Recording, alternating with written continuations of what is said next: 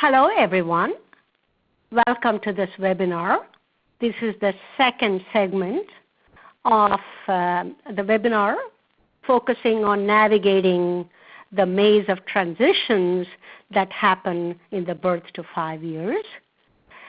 The last webinar focused intensively on family-focused practices and much more on the early intervention to preschool segment, though we will touch on it a little bit. As today the focus will be on child preparation and how do you evaluate if your transition process is working. So what we're going to be talking about, how do we make sure that it is a shared responsibility in achieving that smooth transition? Based on looking at the research on transition, it shows that what happens in those critical transition process, it can have a very long-term impact for the child and the family. So that is why it is important that we kind of have a community collaborative transition team, an approach that connects different programs, the sending program, the receiving program, the early intervention services, the school district services, and maybe community preschools, everybody working together as a team to promote that smooth transition. As I said, we will focus much more on the preschool to school age and child preparations activities, as well as what are some elements that should be there if you are evaluating the transition process and if it is working for the family and for the child. And what families and professionals need to do at various stages to ensure it is a smooth transition. So some of the questions that we need to ask as we are looking at this transition process. Is it family focused? Or is it just getting the paperwork done and be legally compliant? Are we using family focused approaches? Is there sufficient and consistent and ongoing collaboration between everyone, all the parties involved? Are we also focusing on adequate staff preparation, the different professionals who are involved in making sure they have the knowledge and skills to implement best practices and evidence-based practices? Are we targeting that the child is adequately prepared for the next setting? And how can we identify all those steps and make sure those steps are strengthened so that we achieve the smooth transition? Did I overreach? Okay, no. Okay. I made an error. I'm struggling. I apologize. I think, in what capacity do you serve? And I skipped a slide. Maybe. Are you an early intervention Part C professional? Are you a preschool special education program administrator? Are you a Head Start professional? Are you a family member? Are you a special education teaching staff? Are you an occupational therapist, physical therapist, or speech therapist? I hope you can still access that slide to put in who you are so that you let us know who you are, what capacity you serve. The survey isn't showing because you went on the slide and then off of it, so we won't be able to complete the survey. Why is that, I wonder? It's, okay.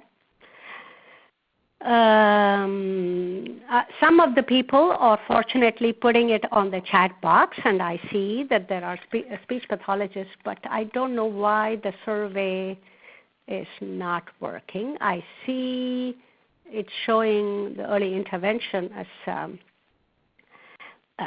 anyway, maybe you can let me know and maybe we can use, okay, it's wonderful. Some of you are putting in that you are a physical therapist or a speech language pathologist, an AT specialist. That's wonderful. At least I can see it on the chat box. Welcome again to all of you. And I apologize. Maybe I did something. I clicked the wrong slide. Anyway, welcome to you all. I'm sure we have a diversity of professionals joining us. Okay, and these are some of the publications as far as I am concerned. I have several books and quick reference guides, and a couple of them focus on the early childhood transition part. Okay, what does IDEA, that is the Individuals with Disabilities Education Act, tell us about this early childhood, early intervention services? It says Part C, that's the part that addresses services for children birth to 2 years, and the Part 3 is for children 3 to 5 years. And every state has to report annually to the Office of Special Education Programs what kind of child outcomes are there as a result of these intervention services. Social relationships, they are, the data is on these 3 elements. Social relationships, use of knowledge and skills, and taking action to meet needs. Taking action to meet needs is more the self-help, and the social relationship is much more on getting along with peers, the kind of social emotional aspects. And then, of course, knowledge and skills refers to the cognitive and the literacy, the problem solving, the reasoning skills. So that's one of the requirements. And then we have the new Every Student Succeeds Act, ESSA. And what does it say, or how does it refer to the early childhood education? As a matter of fact, I just recently, maybe yesterday, I got communication from the Division for Early Childhood, and they talked about how the states are focusing heavily on the early childhood education. Even though some of the things are not mandatory on their own, states are considering early childhood education as a pivotal piece of the education system, as part of their accountability system. And they are also, one of the things that really is heartwarming is that early learning as an important strategy as part of their whole school improvement system. That is indeed exciting because now everyone is recognizing how critical early childhood education is. And so therefore a lot of funding will also be directed towards that, which means it can be used for a variety of purposes to improve the services for children with and without special needs, but definitely children with special needs will benefit greatly if a lot of that funding goes towards staff training and some of these transition activities. Also, some of the potential early learning indicators, according to ESSA, are 3 indicators on which they have to report information. And that is, one of them is the access indicators, which measures, what kind of access students have to learning experiences both in and out of school. Then the next one is the academic indicators. That measures the instructional quality. And then the engagement indicators, which of course is a much broader one in terms of school climate, the environment, and the culture. And And then another important resource is the Center on Enhancing Early Learning Outcomes, which has the outcomes that I previously talked about. They, in partnership with the Council of Chief State School Officers, have come up with a lot of helpful resources. I do say there, see next slide, but actually I decided to put it on this slide itself so that I will have one less slide to click on. And do take a look when you get a chance on this policy brief and then the new early childhood coordination requirements. And both of them have very helpful information. And the last time I talked about the Division for Early Childhood Best Practices. And they do have a couple of items focused exclusively on the transition practices. How the sending program and the receiving program should exchange information before, during, and after the child's transition. And they have to use planned and timely strategies to help families and the child during this transition process, before and after. And as I mentioned before in my last webinar, they also have a segment on family-focused practices, and they give various examples as well. These are all helpful resources in preparing for transition, as well as helpful in evaluating if you are following the best practices in promoting child and family-focused practices in your transition. And as I said many times, it's a collaborative process. It's a shared responsibility. And it involves guiding the families, supporting the families in a step-by-step manner. And also it involves preparing the children before the transition happens, and then making sure there is follow-up support after the transition occurs. As I mentioned in my last webinar, there is the Together We Succeed system. It has several elements, and one of the major elements is parent education and empowerment. And in the context of preparing families for this transition, one of the component elements is a series of seminars or workshops for families, and that should focus on not only developmental milestones at different stages at age 3, age 4, age 5, what can you expect from a toddler, and that kind of guidance will help families. Also in terms of what can you do, what are some things that you can do as a family to support your child's cognitive skills, language skills, social emotional skills.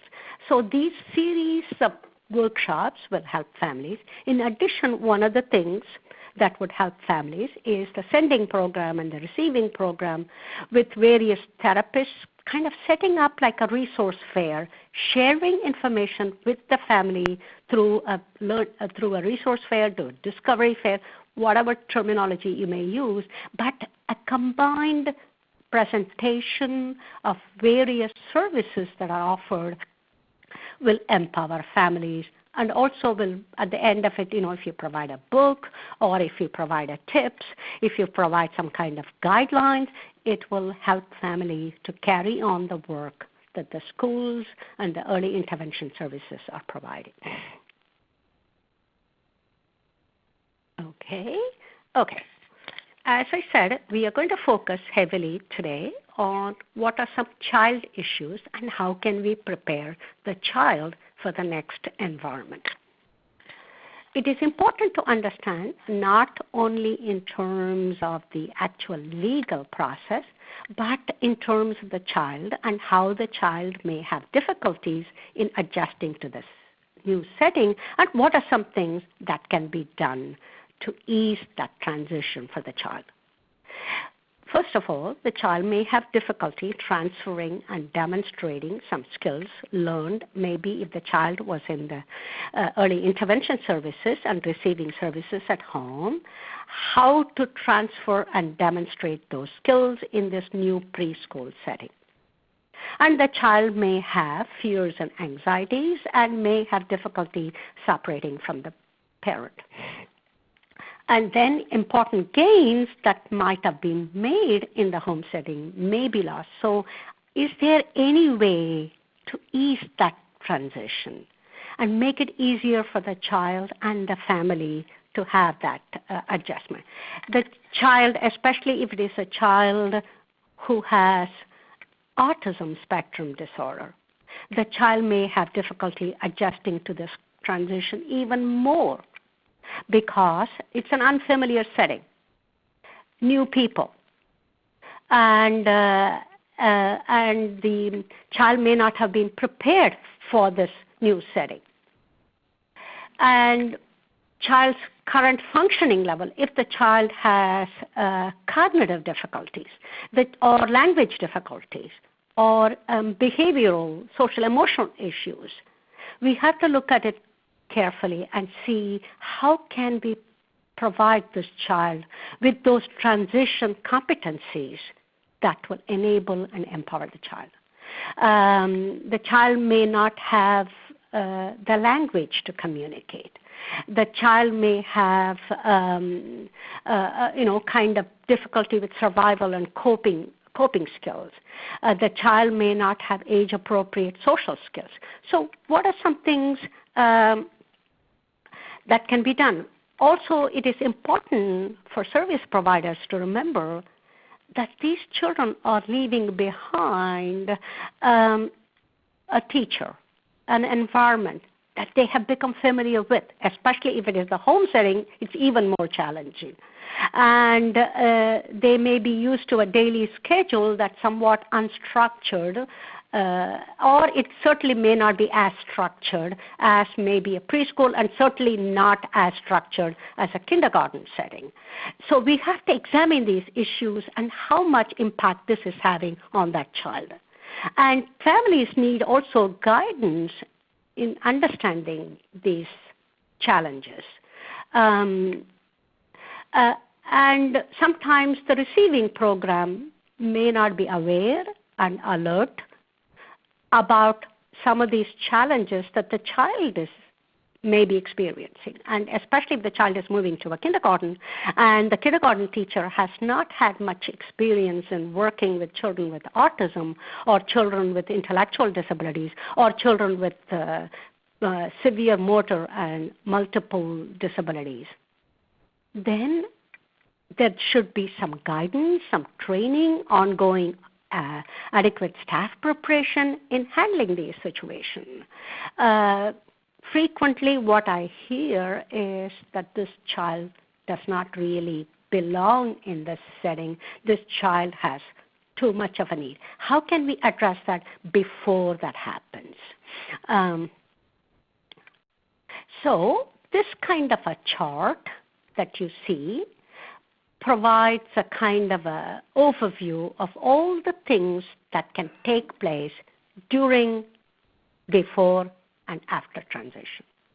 We are all familiar with the pre-transition planning meeting, and that's the time for us to share some of the concerns as well as some of the things that need to be in process to help the child.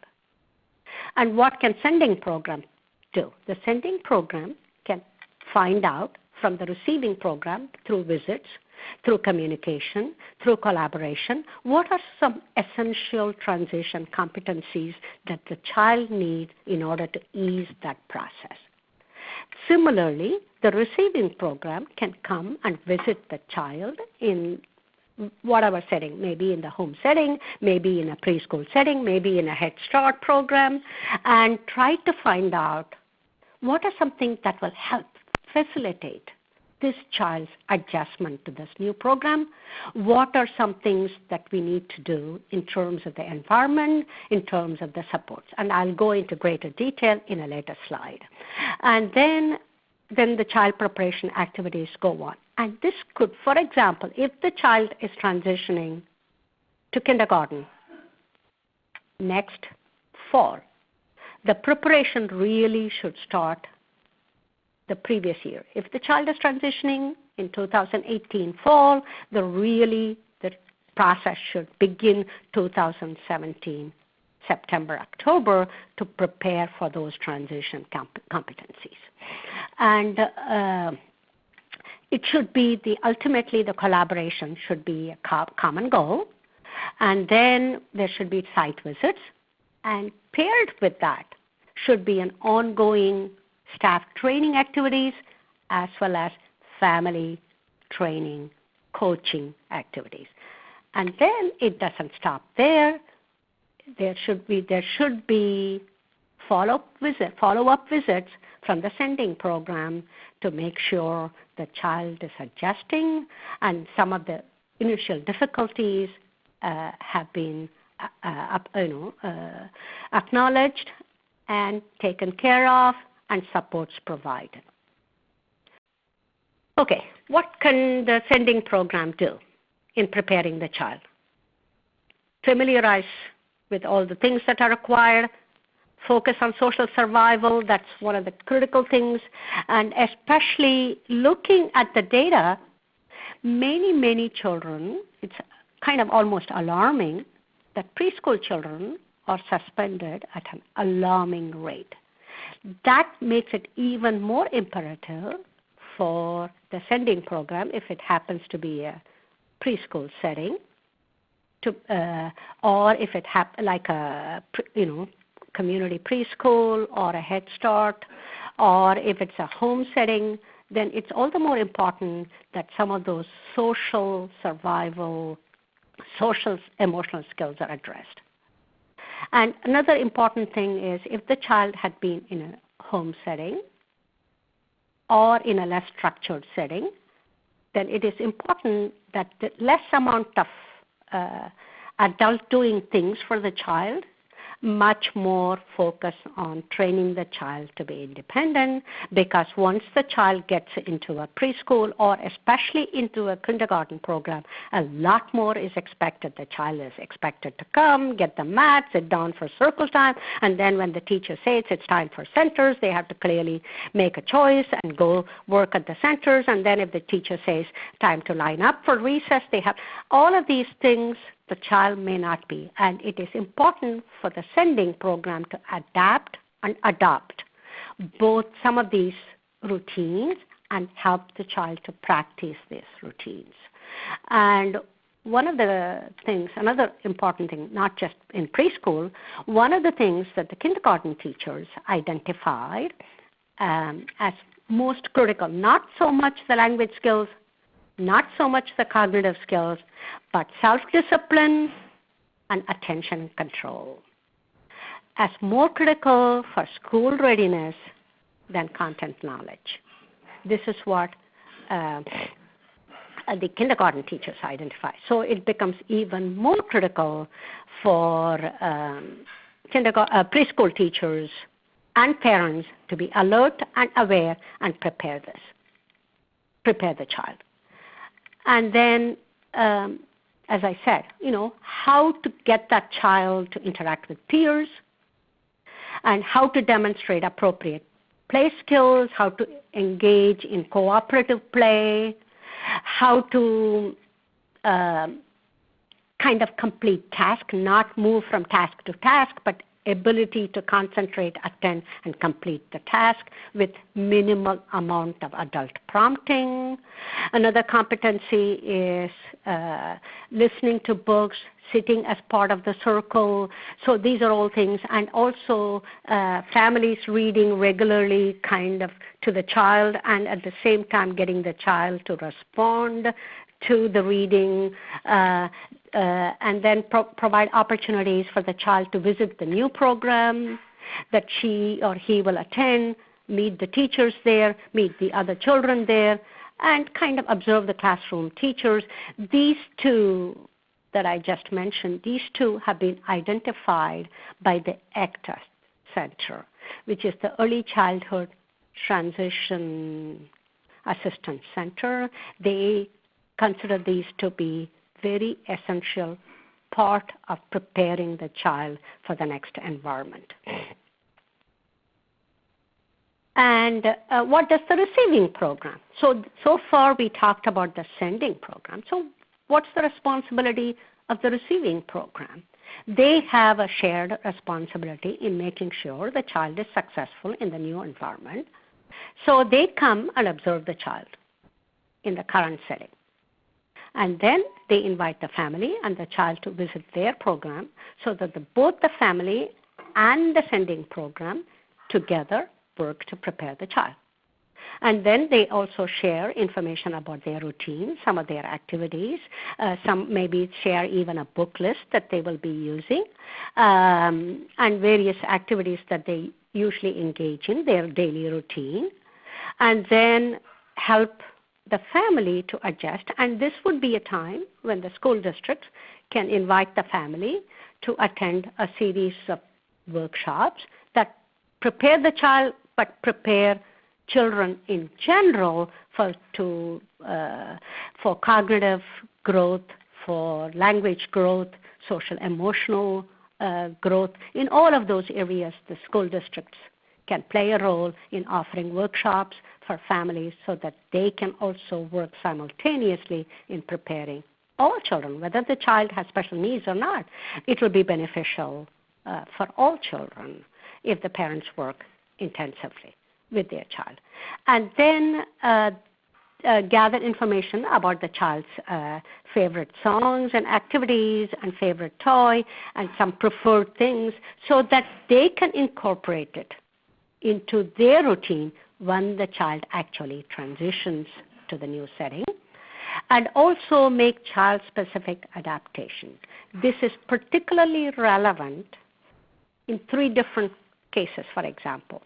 One of the things, if the child has autism and if the child has been using a picture support, a picture schedule or an activity schedule, and certain rule cue cards, some pictures have been used in association with certain transitions, it will be helpful for the receiving program to become familiar with that and continue the use of that so that the child makes that transition more smoothly. If the child has communication difficulties, it is extremely important for the receiving program to know what are some of those needs. Does the child communicate using gestures? Does the child communicate using pictures? Does the child communicate using some kind of technology tools? What kind of assistive technology is being currently used? It is extremely important to transfer that information and also provide guidance and possibly even transfer the tools that are used. Because quite often in this transfer, the child is the one who suffers if the transfer of information and transfer of resources is not adequately taken care of. So let's look at some case study. So let's say Maria. Maria is a young child. She is not yet in preschool. She is 2 years, 8 months, and she is currently receiving early intervention services. And she has been diagnosed with cerebral palsy. She does have multiple needs, and she has also motor needs, and she has cognitive needs, and she has delays in all of those areas, cognitive, communication, and motor. And the plan is to make sure the transition to preschool is as smooth as possible. We have to think in terms of all the strengths that she has. She is alert most of the time. She responds with a smile. She communicates her need when she is hungry or wet, through crying. So it is important to know what is the means she uses to communicate her needs. And she is kind of eager to explore her environment, and she gets around by crawling on the floor. And she has been receiving services at home. And she does require feeding through a gastronomy tube. And she has, of course, limited communication and language skills. And family is extremely concerned And so it is extremely important at this point that there is a very strong collaboration and shared responsibility, and especially in building the knowledge about the program, because the family, they are very reluctant, let's say, in moving to the next setting, and also they do need an interpreter to help them. So what are some things we can do for this family? Certainly, program orientation with site visits with family and child, as well as a sending program. And one of the things that will help is some parent education seminar that also addresses needs of children with very significant needs, who may have motor, communication, physical type of impairments. And some of you last time identified that many of you have offer welcome packets to your families. In that welcome packet, do you also offer, I want to ask, a kind of a profile that families can fill in the information about the child? Or does the district have a profile form that they can use as part of their interview in gathering information about the child? Does it address the communication needs? How does the child communicate? What are different ways the child communicates? Does it address cognitive needs? What are some ways? What are some preferred toys? What are some ways the child exhibits his or her communication and cognitive strengths? What are some of the needs in the terms of the social emotional? How does the family address any behavioral issues? Does the child exhibit tantrums? And how does the family handle those tantrums? These are all important part of that information that you gather as part of the child's profile that the family can help fill in, or as a sending program, you can help the family, or the receiving program, or together you can work on preparing and getting this profile ready so that it is available to the receiving program to look at and plan ahead and prepare. And then one of the things that might help in this particular case of this child and the family that's reluctant to make this transition is a kind of a mentor family. If you have, as part of your community collaborative transition team, some volunteers or some families who will provide mentoring support, and especially if that is a Spanish-speaking family, that would help in this particular case. And then the family mentor can also follow through and assist as the child makes the transition to the new program, and the family can incorporate some of the activities in their daily routine, and that would also help ease that transition. And then one of the things that particularly will help this family is to make sure there is one assigned person who is kind of the single point of contact so that the families feel more comfortable with that person, and also has the opportunity to establish ongoing relationship so that the family can share concerns and what their expectations are. Another child, looking at Michael, he is 4 years, 8 months, and he is currently receiving preschool special education services, and he is getting ready to transition to the kindergarten program.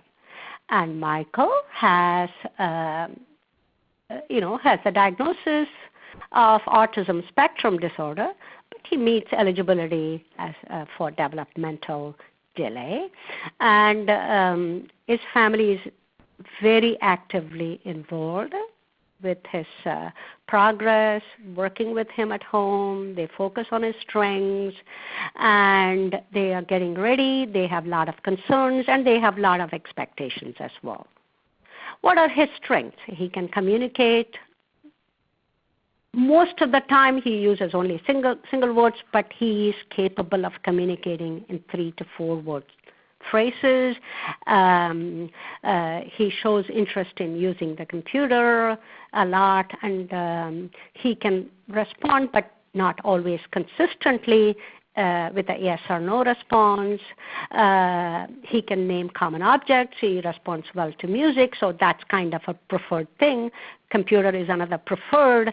So take advantage of those preferences and the strengths to address some of his needs.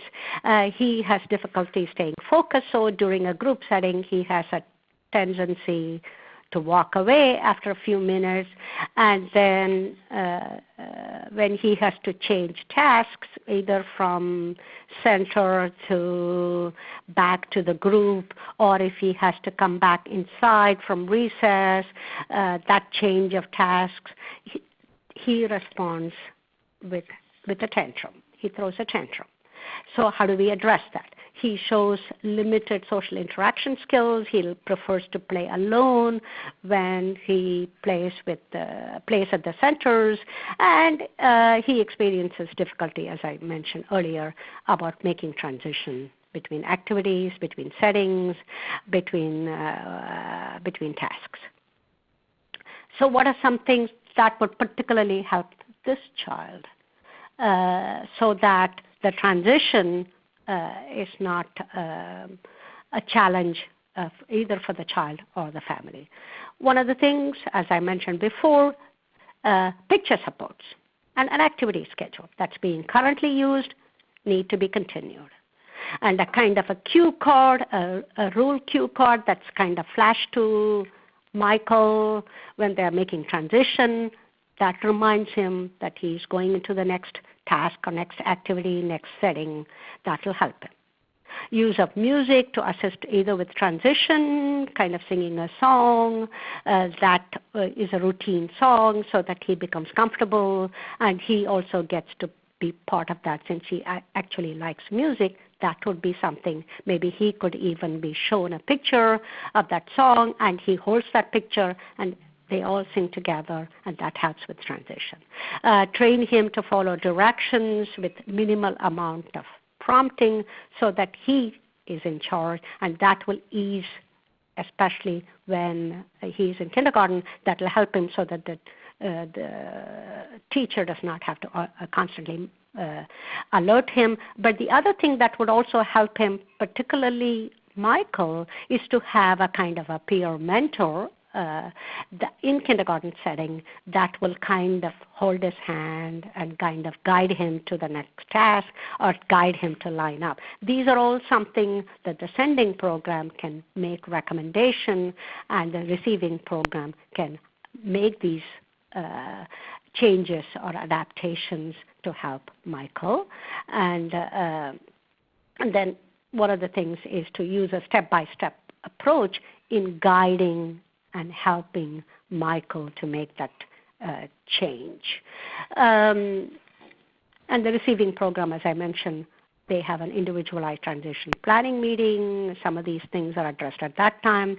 They prepare the environment, the activities, and they plan ahead to help Michael with all the transition and the picture supports and the picture cue cards and peer mentor and all that. Let's look at another example. This is a child, Brian. He's a 5-year-old. He is currently participating in a Head Start program, and he has attention deficit hyperactivity disorder and meets eligibility as a child with developmental delay. He does communicate using words and phrases, and he is eager to please the adults around him. And he wants to play, but he does not know how to play because he gets into conflict frequently. He does enjoy music, and he enjoys outdoor play. What are his needs? He has difficulties in the area of academic skills, cognitive and math skills, literacy skills in recognizing any letters. Of course, these days in kindergarten, halfway through, I hear they are beginning to read, teaching reading. So he has delays in terms of his language, and he also has significant need in the area of social skills, how to interact with other children, and he also has difficulty in terms of his attention and focus, executive function, because he requires frequent redirection to stay on task because he likes to move from task to task every few seconds. So he needs help also in following teacher direction and getting along with peers, and he likes to grab things when other children are playing and kind of laughs after that. So what are some things that would help prepare him? Begin the planning, as I said, at least 4 to 6 months, if not at the beginning of the previous school year. Teaching him specific skills and planning the visits, as I already said, establishing a partnership with this particular family and identify what are some behavior strategies that they have used with this child, and what are some strategies that the Head Start has used that will help with this child, and of course making sure that the family and the child visit the new program, and making sure that there is a portfolio that the family prepares with all the things that they are currently using, what are the strengths, what do they see as their expectations for the child, and are they ensuring that they make sure that this child follows through when they are providing instruction and directions, and making sure that there is follow-up visits from the sending program to make sure that the child is successful, especially because in this particular case the issues are somewhat different because of the social emotional needs of this child. And what can families do in advocating for their child? Not only play a critical role during the IEP development process, but throughout, before and after. And they can certainly provide input on the goals and objectives. They can make sure all of the members, all of the people who were involved are included in the planning process and have the opportunity to participate in the IEP meeting, and what kind of programs that they would like to pursue for their child, and assist in making decisions and play an active role throughout. And especially for this child, that is critically important, so that to iron out some of the difficulties this child is having. And what kind of accommodation does this child need? What kind of adaptation does this child need? What kind of a behavior approaches does this child need? And can the family also consistently follow through with these things at home and in public settings? And one of the things I would like to share with you is from a famous person-centered planning process. This is based from a book called All My Life is a Circle, and they identify 3 tools, kind of circles, maps, and paths. And this one is called the Maps Mandala, and this is to make sure every family and every child has the opportunity for this kind of person-centered planning process. There are 8 key questions asked of the team members. What's a map? What is this problem or the situation? What are we discussing about? What information are we trying to gather? Who is it about?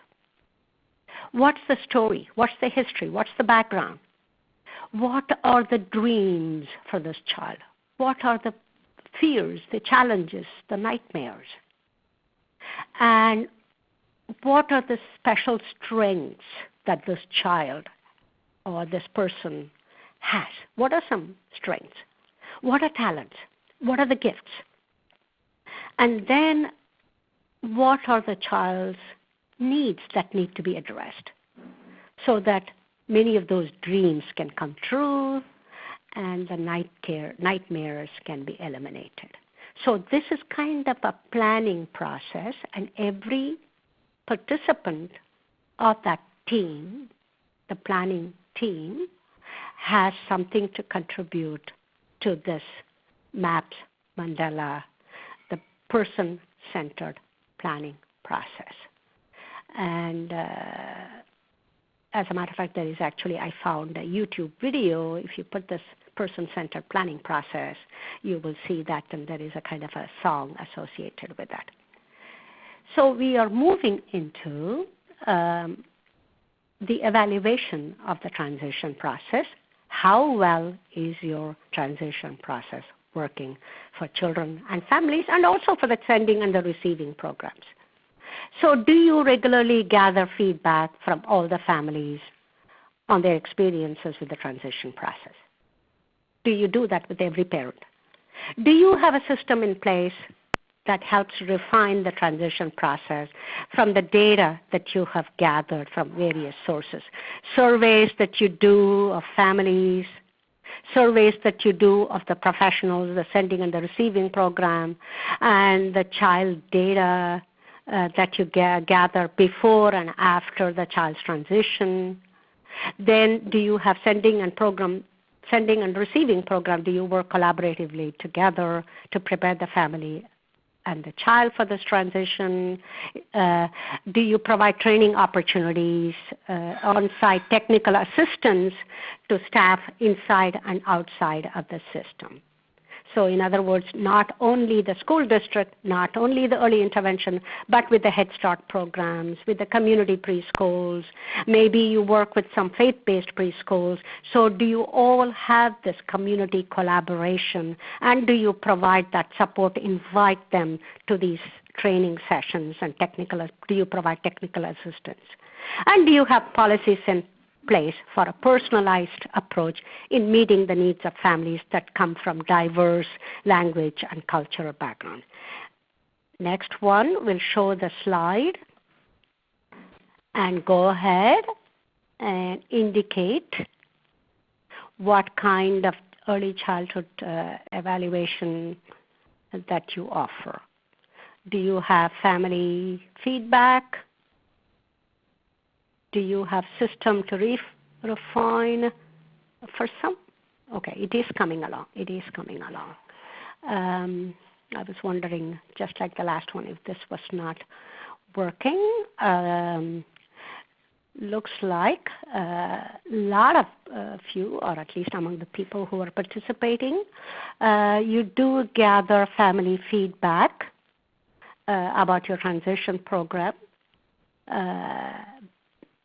Maybe one of the areas that you might want to work on, maybe the whole system in terms of the sending program, receiving program, and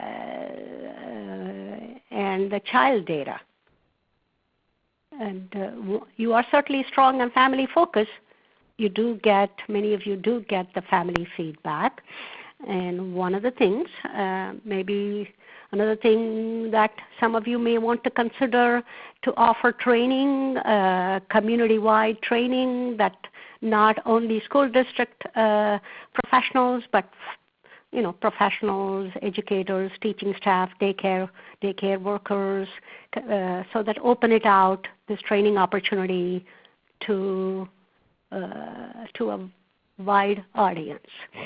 I think most of the results have come in, so I'm going to skip to results. And as I said, the family feedback seems to be an ongoing process with many of you, and many of you also work on programs to prepare the child for the next environment. That's wonderful. Okay, so going again with a kind of a checklist that might help you is to provide families with comprehensive information early in the transition process. All of these can be part of your checklist, and you assess specific family needs, because the family needs are not the same for all families. They vary from family to family, and strengthen the family competence with a variety of workshops, resource fairs that I discussed earlier, and responding sensitively to families from different cultural backgrounds, and making sure that there is team planning and teaching the child specific skills to prepare for the next environment, and making sure there is a kind of a follow-up monitoring of child in the new environment after transition to the new program, and to making sure there is successful adjustment.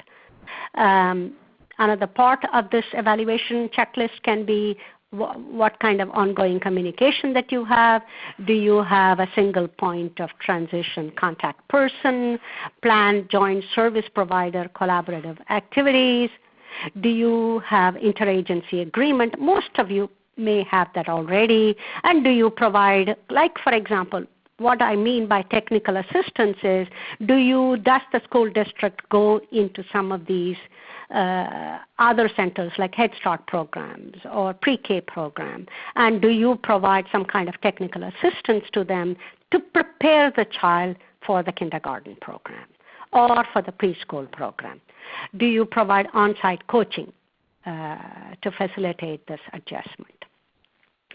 So I have a chart here. This is some kind of an action plan that you can come up with, so that this is something you can use as an action plan to further refine, further advance your transition process, and to make sure you are following the very best practices. How do you deliver your child-centered activities? What kind of things do you have currently, and what are some things that you might add on? What kind of family empowerment and education programs that you offer currently? What are some things that you can add? So in other words, on this chart, you will add maybe one or two activities under each, like child-centered, family empowerment and education, and to improve collaboration and staff preparation in preparing, let's say, the kindergarten staff or the early intervention staff, or in terms of the preschool or pre-kindergarten staff. What would you do? So who would be the person responsible? What kind of resources needed? And what is the starting and the ending date? The great thing that I do want to mention, because early childhood education has become a very important pivotal point of the total school improvement plan, according to the Every Student Succeeds Act, there is going to be most probably a lot more funding available for early childhood, because nationally there is a greater awareness of the importance of focusing on early childhood education. That is also going to help school district in terms of professional training for different staff members. And so a basic question that you have to always be asking: are we evaluating the transition process, gathering feedback from different types of surveys and checklists and interviews? That is an ongoing process. And are we making sure family needs are addressed? Are we making sure child's adjustment to the new setting?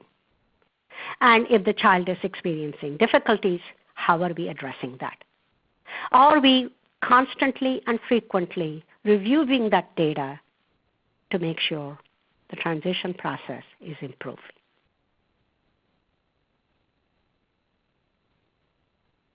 And at this point, I want to share a number of resources.